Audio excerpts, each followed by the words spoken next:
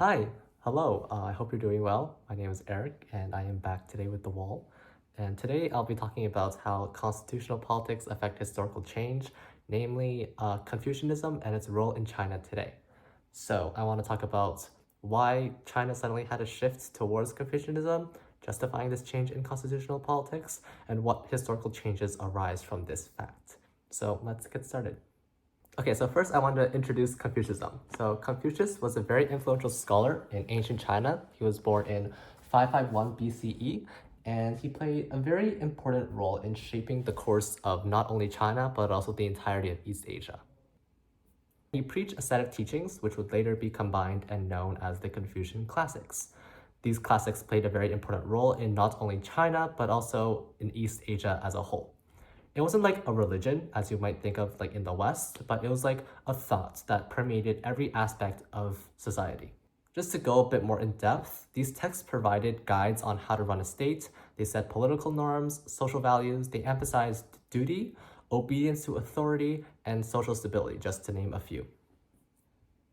And in the case of China in particular, they guided Chinese society for a total of 2 millennia, ever since the Qin dynasty, which is quite a long time. And just to show how impactful these classics were on imperial China specifically, for over this 2 millennia periods of time, at least 4,300 authors and over 8,300 commentaries were left on these classics, which is a lot, obviously. And just something else to keep in mind is that these values that Confucius preached were often in opposition to Western values, and that will come up later.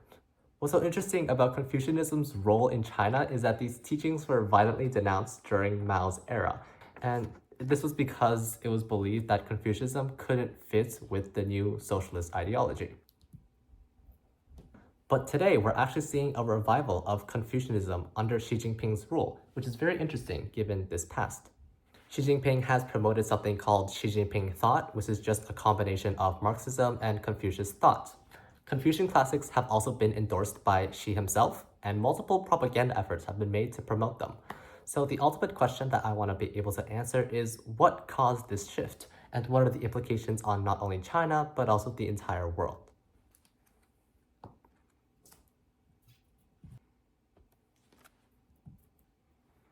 So the first reason that I believe has caused this shift to Confucianism is the lack of a common Chinese identity, which has been present since the Mao era.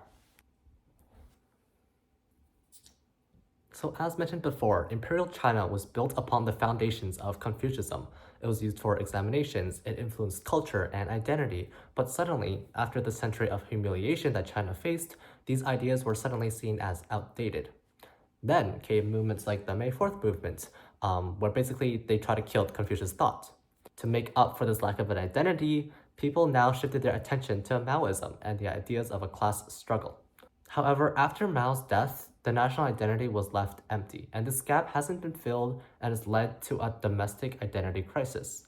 So, the CCP has launched campaign after campaign trying to explain to the Chinese people who the Chinese people actually are, and Confucianism has been at the forefront of this campaign.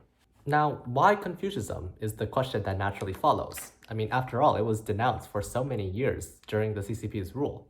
Well, despite the Mao's past, the Chinese people still associate themselves and find a lot of comfort with Confucianism, as they see it as an extension of Chinese culture. So naturally, the CCP, instead of reinventing the wheel of creating an entirely new identity, they're building off an existing one. So this allows the CCP to present themselves as ideological leaders, as they're at the forefront of this new identity. And the whole goal of this is to get the Chinese people to associate the CCP with Confucianism, which is then associated with the Chinese identity. It basically promotes loyalty to the CCP and solidifies the CCP's legitimacy. Plus, Confucianism also promotes ideas like obedience to authority and social stability, which allows the CCP to also use those ideals as well to do things like consolidate power more effectively. So Confucianism is able to help the CCP accomplish two main things. Fill the void in Chinese identity, which is present, as well as associate Confucianism with the CCP itself, which bolsters its legitimacy and its own power. Despite the CCP's intentions, this is a pretty smart approach. So the next reason why the CCP has adopted Confucianism as the leading thought is because of China's economy and political corruption.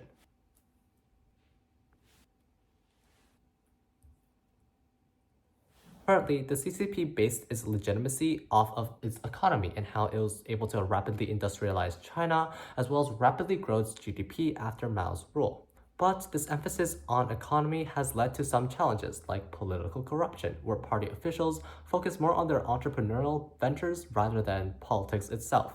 Plus, economic growth is harder to maintain as a country develops, as shown by this graph over here.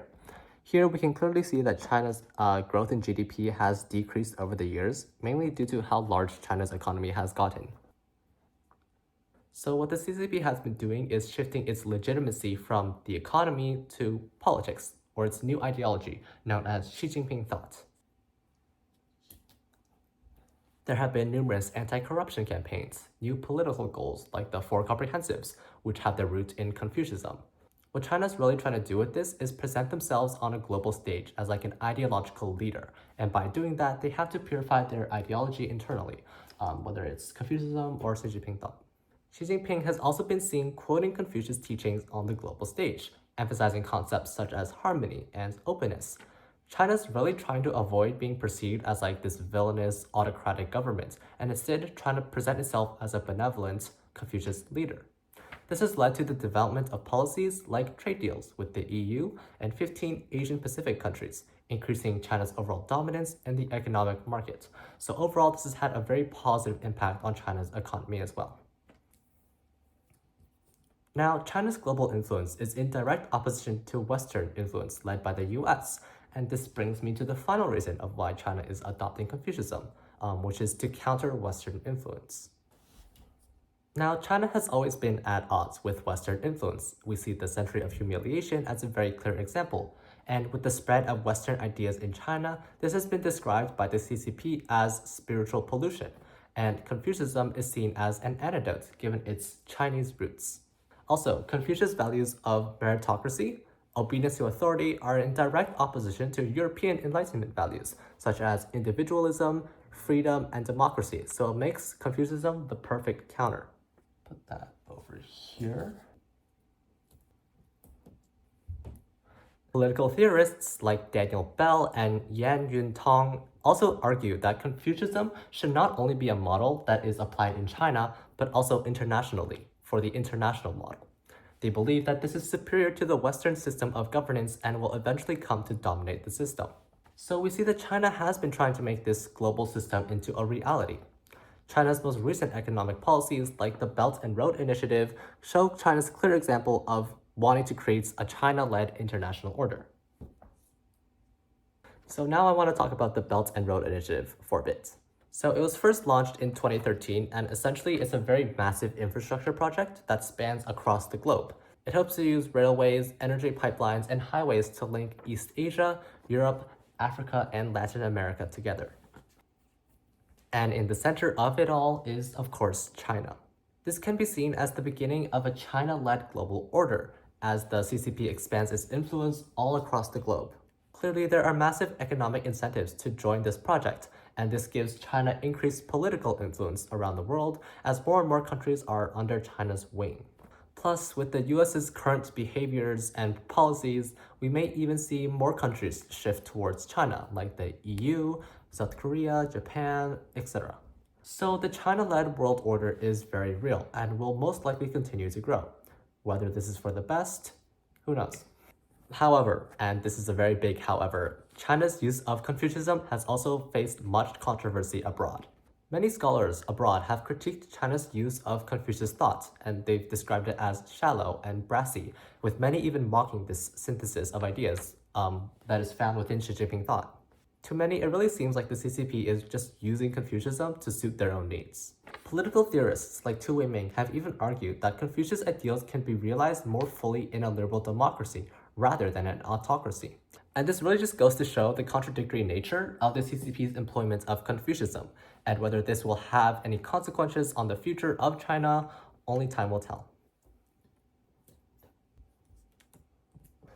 And this brings me to the end of my wall. It's getting a little crowded here, but I hope this helped you understand China's current ideology better, namely why it's trying to use Confucianism and its impacts on the future. Honestly, the US has put China in a very strange position, so it'll be really interesting to see whether China will actually try to take over the international order or some other thing will happen. And that's all for me. Thank you so much for your time and watching. Bye bye.